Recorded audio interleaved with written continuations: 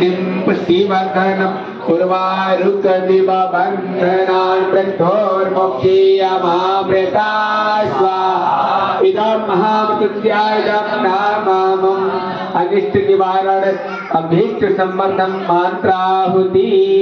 भगवान रुद्र भगवान से प्रार्थना करते हुए हर अनिष्टकारी शक्तियों का निवारण हो और अभिष्ट का प्राणी मात्र का कल्याण हो।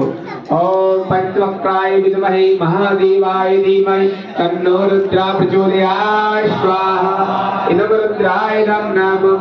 ओम पंचवक्त्राय विद्महे महादेवाय धीमहि तन्नो रुद्र प्रचोदयात् स्वाहा इदं रुद्राय नमः।